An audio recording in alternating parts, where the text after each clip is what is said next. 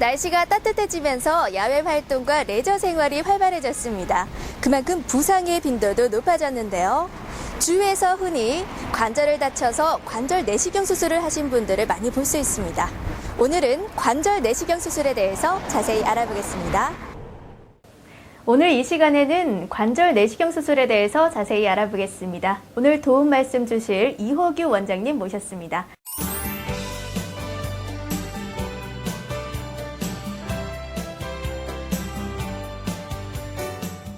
안녕하세요. 예, 안녕하십니까? 네. 관절 내시경 수술은 어떤 수술인가요? 보통 위내시경이랑 이 대장 내시경 수술을 많이 들어봤는데요. 관절 내시경 수술은 다소 생소하거든요. 어떤 건가요? 예, 위내시경 수술은 우리 국민들 거의 대부분 한두 번 다 경험하셨을 거예요, 그죠? 관절 내시경은 위내시경과 원리면은 꼭 같습니다. 위내시경이 이렇게 굽어지는 긴 그 내시경을 사람 속을 보고 간단한 조직 검사 정도의 수술을 할 수 있고, 네. 꼭기 수술이 필요하다면 다시 절개술을 통해서 수술을 해야 된다. 그러면 그 관절 내시경은 아주 딱딱하고 볼펜 굵기의 그 내시경 기계를 아주 작은 절개를 통해서 관절 속에 넣을 수가 있고, 그러면 진단을 할 수 있겠죠. 네. 그런데 차이점은 그 모니터를 통해서 그 잘 개발된 관절 내부를 수술할 수 있는 기계들을 가지고 수술도 동시에 할 수 있다는 게 위내시경과의 차이점입니다. 네, 그렇군요. 관절 내시경은 진단뿐만 아니라 수술도 가능하다고 해주셨습니다. 그렇다면 관절 내시경으로 수술이 가능한 관절이나 또 질환에는 어떤 게 있나요?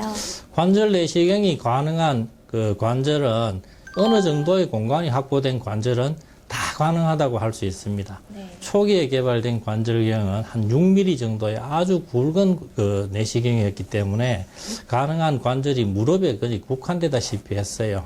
근데 지금 상용화되어 있는 관절 내시경이 4mm짜리, 3mm짜리, 2mm짜리까지 나오기 때문에 아주 작은 관절인 손가락 관절부터 길고 깊게 들어있는 고관절, 엉덩이 관절의 관절까지도 수술을 할 수가 있습니다. 따라서 그 하체에서는 발목 관절, 무릎 관절, 고관절이 다 수술이 가능하고, 상지에서는 손목 관절, 팔꿈치, 어깨 관절까지 수술이 가능합니다.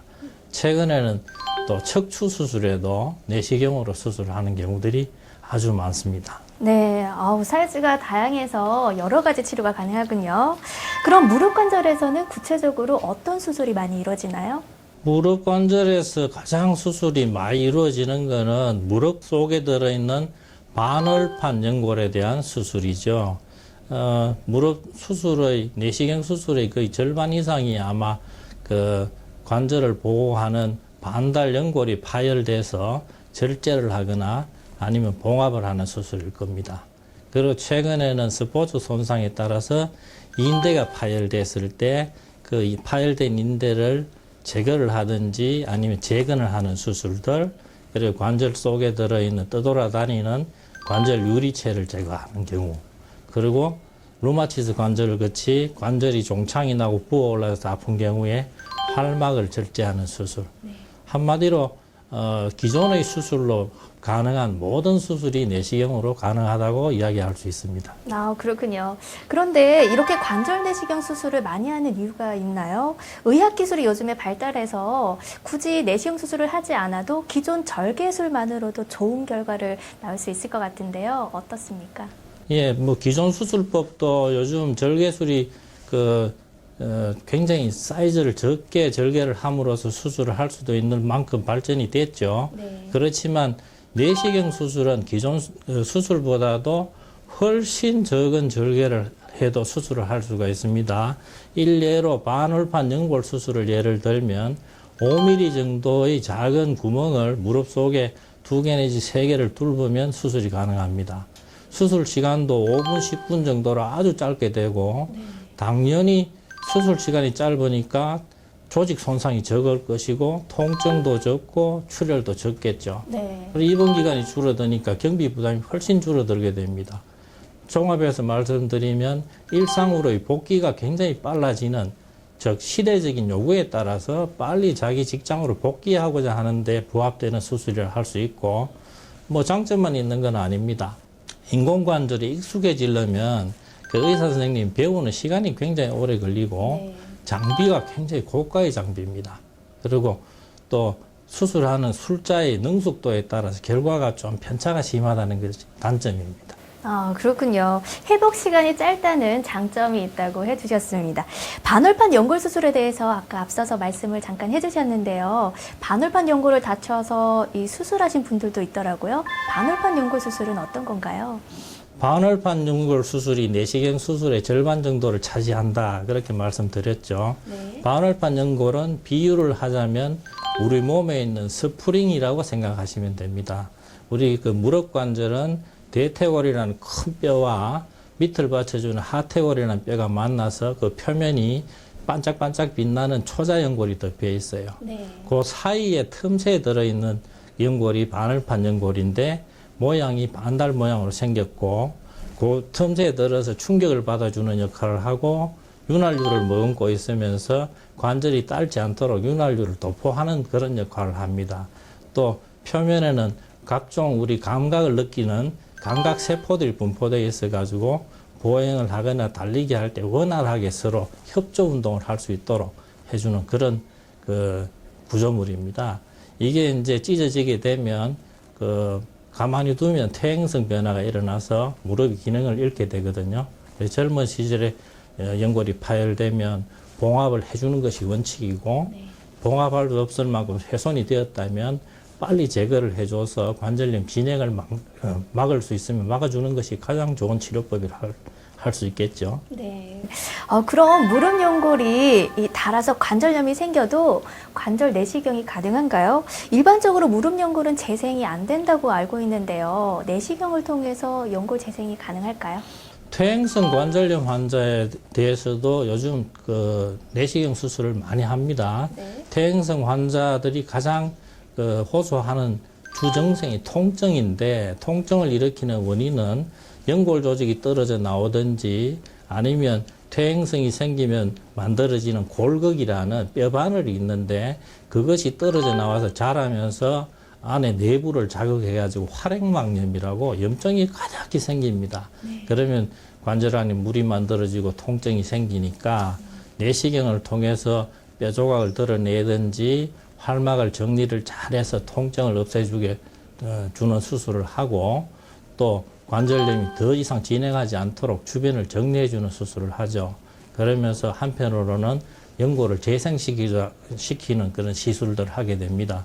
뭐 일례로 미세천공술이라고 연골이 결손된 부분에 그 뼈 속에 들어있는 연골 세포를 자극해서 새로 연골이 자라나게 하면 정상 연골은 아니지만 섬유화된 연골이 초자연골 비슷하게 생겨납니다. 네. 그러면 적당한 운동을 하면 관절염으로 진행되는 걸 막을 수가 있어요. 그래서 좀 젊은 나이에서 관절염이 일찍 생긴 경우에는 내시경 수술을 하면 가만두는 것보다는 월등히 좋은 결과를 얻을 수가 있습니다. 네. 그런데 원장님, 이 연세 드신 분들 중에 내시경 수술을 한 후에 얼마 못 쓰고 다시 인공관절 수술을 하신 분들이 계세요. 이런 분들은 관절염이 생기면 꾹 참았다가 인공관절을 해야 된다 이런 말씀을 하시던데 어떤 게 맞는 건가요? 나이 드신 분들은 실제로 내시경 수술이 별로 효과가 없나요? 그 병원을 찾는 연세 드신 분들 중에서 과거에 내시경 수술을 하시고 이제는 관절이 마모되어서 인공관절 해야 된다는 그 진단을 하면 하나같이 하는 이야기가 내시경 수술은 효과가 없다. 네. 내가 괜히 과거에 수술을 받았다. 그렇게 말씀을 하시는데 적절하게 치료를 잘 하신 내시경 그 수술은 충분히 효과가 있습니다. 이 기준을 어떻게 잡느냐 하면 60세 정도의 나이를 기준을 잡는 게 좋습니다.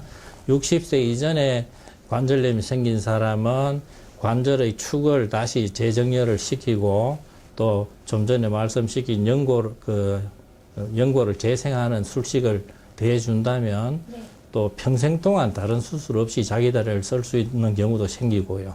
다만 60세 이후에 수술할 때에는 퇴행성 변화가 심하든지 아니면 광범위하게 그 관절염이 왔을 때는 수술하는 거는 신중해야 됩니다. 충분히 약물 치료를 하고 통증 치료를 한 다음에 수술을 시행을 고려해야 되지, 수술을 덜컥 하고 나면 그 후유증 때문에 금방 인공관절을 하는 그런 예가 생기게 되는 거죠. 수술보다는 그 정세 치료를 좀 더 열심히 해보고 그래 치료하기를 권합니다. 네, 알겠습니다. 원장님, 이 퇴행성 관절염뿐만 아니라 젊은 층에서는 인대를 다쳐서 이 수술하는 경우도 있거든요. 인대를 다쳐도 이 내시경 수술이 가능한가요? 내시경 수술이 그 무릎 관절 치료에 도입된 부분 중에서 가장 효과적인 것이 인대 수술에 대한 부분이라고 할 수 있습니다. 인대는 무릎 속에 뼈와 뼈를 잡아주는 구조물인데, 그 중에서 우리가 수술을 했다 그러면 대부분 십자인대라는 이야기를 듣게 될 겁니다. 네. 십자인대는 전방 십자인대, 후방 십자인대 이 두 가지가 있어요. 대부분의 경우에 전방 십자인대 손상으로 그 인대를 새로 만들어주는 수술을 하게 되는데, 전방 십자인대가 무릎 속에 들어있는 위치가 아주 좁은 공간에 들어있고 또 짧고, 그래서 기존 수술로 수술을 하려면 절개술은 큰 대신에 수술을 효과적으로 할 수가 없었어요. 그렇지만 그 내시경을 통해서 하면 최근에 의공학이 발달했기 때문에 기계들이 굉장히 개발되어 있습니다. 그래서 그 인대를 만들어주면 재활 치료를 충분히 잘 거치게 되면 거의 자기 인대와 유사한 인대가 만들어집니다. 네. 충분한 재활 치료를 잘하게 됐을 때 스포츠 활동도 할 수가 있고 일상생활에 어려움이 거의 없고 또 퇴행성 관절염이 생기는 예를 방지를 할 수가 있죠. 알겠습니다. 원장님, 내시경 수술이 가능한 이 연골을 재생할 수 있는 치료법이 있다면 소개 좀 해주십시오. 예, 뭐 사람들이 그 나이가 들면 연골이 떨어져 나가는 건 자연스러운 과정입니다. 노화의 일종이기 때문에 우리가 퇴행성 관절염이라고 하는데, 연골을 원상태로 돌리고자 하는 노력이 끊임없이 진행됐지만 만족할 만한 치료법은 사실은 없어요. 네. 그 중에서 자기 연골을 비슷하게 만들 수 있는 방법 중에 하나가 저 앞에서도 말씀드린 미세천공술, 그러니까 뼈가 노출된 부분에 뼈 구멍을 여러 개를 찔러주면 그 뼈 속에 들어있는 연골 세포가 자라나서 유사한 연골을 만드는 그런 기술이 있고, 네. 또 무릎 속의 어떤 연골들도 중요 부분이 있고 다소 덜 중요한 부분이 있습니다. 그래서 중요 부분의 연골이 결손이 되었다면 좀 덜 중요한 부분에 연골과 뼈를 뽑아 올려서 중요한 부분을 이식해주는 자가 골연골 이식술, 네. 그리고 또 연골 일부를 떼서 실험실에 보내면 세포를 정폭을 시킬 수가 있어요. 그 정폭된 세포를 상업적으로 만들어진 그 섬유 조직이 있습니다. 거기에 묻혀서 관절 안에 넣어주면 우리 초자연골하고 유사한 연골이 생겨나기도 합니다. 최근에 와서는 또 줄기세포를 이용한 연골을 만드는 그 시도가 굉장히 활발하게 연구가 되고 있지만 아직 일상에서 적용을 해서 좋은 효과를 낼 만한 치료는 없다고 볼 수 있습니다. 네, 그렇군요. 여러 가지 치료법이 있네요. 내시경으로 수술이 가능한 관절이 무릎 이외에 또 어디가 있을까요? 가장 시술이 빈번하게 일어나는 관절은 어깨 관절이라고 할 수 있습니다. 불과 몇 년 전까지만 해도 어깨 관절은 잊혀진 관절이라 그랬어요. 무슨 말이냐 하면 진단은 되고 병원 하는데 고칠 방법이 없었습니다. 왜냐? 기능적으로 기능 회복을 시킬 만한 수술 기술이 없었는 거죠. 그런데 어깨 관절의 연골이나 힘줄이 파열됐을 때 봉합을 하거나 치료를 해줄 수 있는 기계들이 발전이 되었습니다. 그래서 과거에는 바라만 보던 오십견, 어깨 탈구, 그리고 활망염, 그리고 회전근개 파열 이런 부분을 치료를 해서 기능 회복을 얻을 수가 있습니다. 그 위에도 산업 현장에서 망치질을 오래 하든지 하면 팔꿈치 관절에 뼈 바늘이 생겨서 운동이 잘 안 됩니다. 네. 밥숟가락을 들어 올리기도 힘들 만큼 운동 제한이 생기는데, 그런 경우에도 내시경을 통해서 간단히 뼈 조각을 제거해주면 생활이 훨씬 편해집니다. 또 걸어 다닐 때 발목이 아파서 잘 못 걷는 분들 중에서 보면 끊어진 인대나 뼈 조각이 끼어 있는 분들이 있습니다. 이런 분들도 내시경을 수술을 하면 아주 만족해 합니다. 내시경 수술이 가능하다고 하네요. 연세 드신 분들 중에 이 무릎 뒤쪽에 뭔가 불룩하게 만져지는 게 있는데 혹시 이건 암은 아닌가 걱정하시는 분들이 있어요. 위험한 병인가요? 무릎에 혹이 생기면 네. 누구나 불안해하죠. 특히 무릎 뒤쪽에 그 살이 부드러운 부분인데 뿔룩 올라와서 만지면 땡땡한 경우도 있고 다소 좀 물렁물렁한 경우도 있는데 네. 대부분의 경우에 주사기로 뽑아보면 액체 성분이 나옵니다. 베이커시 낭종이라는 병인데 아기들한테도 생기기도 하고 연세 많은 분들한테 생기기도 해요. 근데 아기들한테 생기는 경우는 관절에 질병 없이 생기는 병이고 연세 드신 분들한테는 원발 병소가 있습니다. 무릎 속에 원발 병소가 있어서 관절 안에 관절액이 과하게 형성되고 그것이 갈 데가 없으니까 뒤쪽으로 풍선 마냥 뿔르 올라오면서 그 덩어리를 형성하게 되는데 신경을 압박하는 증세 말고는 큰 치료를 할 이유는 없어요. 과거에는 절개술을 통해서 제거를 하고 있기도 했지만 제거를 하게 되면 상처 조직이 굵어지기 때문에 다리를 펼 때 통증이 따라옵니다. 네. 유사한 병으로 무릎 안쪽에 사이즈는 좀 더 적고 누르면 압통이 있는 병이 생기는데 이 역시도 주사기로 빼내면 아주 맑은 관절액이 나와요. 결절종 또 뭐 갱그리온이라는 말을 쓰는데 주사기로 뽑아내고 스테로이드 주사약을 넣으면 아주 회복이 잘 되는 그런 병, 물혹의 일종이라고 할 수 있습니다. 네, 그렇군요. 병원을 내원하셔서 치료받으면 된다고 하니까요. 너무 걱정 안 하셔도 되겠습니다. 그렇다면 이 베이커시 낭종이 무릎 뒤쪽에 생기는 물혹이라면 무릎 앞쪽에 이렇게 불룩하게 만져지는 건 뭔가요? 외상을 받고 나서 종지뼈, 설계골이라 그러죠. 앞쪽에 물혹이 생겨서 출렁출렁하기도 하고 또 통증을 일으키는 경우도 있고 또 어떤 경우에는 뻘겋게 감염돼서 오시는 분들도 있습니다.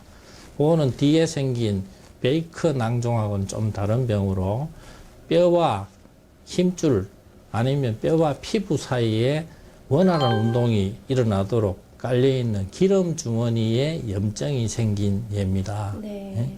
그런 경우에 안쪽에 염증이 생겨서 오래 두면 고름이 생겨서 종창을 만드는 예도 있고 그렇지 않고 보기만 싫어서 미용적인 목적으로 치료를 원해서 오시는 분들이 있는데 초기 치료는 주사기를 빼내고 압박을 하면 사라지는 예가 많고 재발률이 제법 높기 때문에 자꾸 재발을 하면 수술을 통해서 제거를 할 수가 있습니다. 물론 내시경으로 제거를 하면 흉터 없이 나을 수도 있고요. 네, 그렇군요. 원장님, 골괴사라는 병이 있나요? 이건 어떤 병인지 궁금한데요. 어떤 분이 통증이 너무 심해서 병원에 갔더니 MRI 촬영 결과 골괴사라는 말을 들었다고 해요. 어떤 병인가요?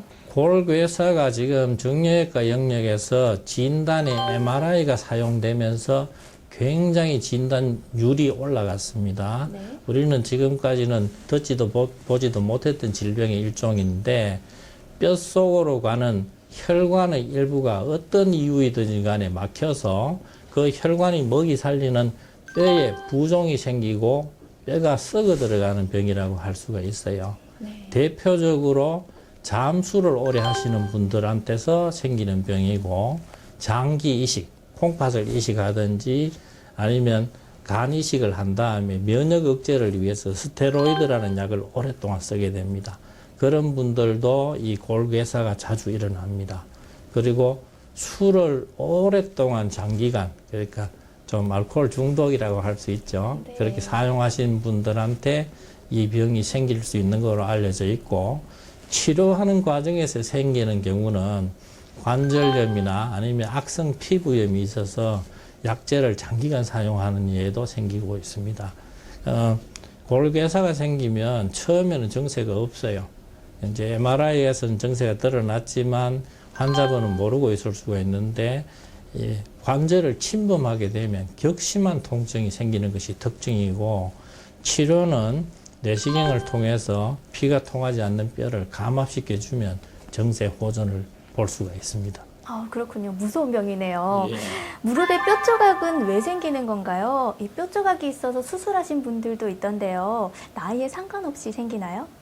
뼈 조각이 생기는 예가 여러 가지로 볼 수가 있고 대표적인 것이 퇴행성 관절염에서 연골이 떨어져 나와서 관절액을 빨아먹으면서 자라서 생기는 예가 제일 많습니다. 그리고 또 골극이라고 뼈가 상하면 뼈바늘이 생기는데 그것도 떨어져서 자랄 수가 있습니다. 또 다른 예로는 좀 전에 말씀드린 혈관이 막히면서 죽어 떨어진 뼈가 자라서 떠돌아다니다가 그 관절 사이에 끼이면 잠김 현상이 일어나면서 통증을 일으키게 되는 경우죠. 뼈 조각에 대한 그 질병으로 생기는 경우는 관절을 싸고 있는 활막의 병이 들면 거기서 뼈 조각을 만드는 또 어려운 병도 있어요. 네. 그래서 다 이제 어떤 엑스레이를 찍었을 때 아니면 MRI를 찍었는데 뼈 조각이 보인다 그러면 그 주변에 전문병원의 정형외과 선생님 방문해서 제거를 하는 것이 좋은 병인지 더 자라지 않는 건지 판단을 받으시고 치료를 하시는 걸 권합니다. 네, 좋은 말씀 감사합니다. 마지막으로 원장님, 시청자분들께 한 말씀 해주십시오. 예, 내시경 수술이 최근에 굉장히 발전했습니다. 그러니까 내시경 수술을 통해서 조기에 병을 치료한다면 후유증을 최소한 줄일 수가 있는데 수술에 대한 단순한 부담감만 가지고 차일피일 미루시다가 병을 키우게 되면 후유증이 더 크게 됩니다. 주변에 전문 병원들이 아주 많이 지금 있습니다. 그리고 또 경험 많으신 전문의 선생님들이 있으니까 주저하지 마시고 자기 정세를 상의를 하시고 좋은 치료를 받아서 후유증 없이 살아가시기를 바랍니다. 네, 알겠습니다. 네, 오늘은 관절 내시경에 대해서 자세히 이야기 나눠봤습니다. 이호규 원장님 모시고 이야기 나눠봤는데요. 도움 말씀 주셔서 고맙습니다. 네, 고맙습니다. 네, 다음 이 시간에는 황석영 원장님 모시고 퇴행성 관절염의 약물 치료와 보조식품에 대해서 자세히 알아보겠습니다. 시청해주신 여러분 고맙습니다.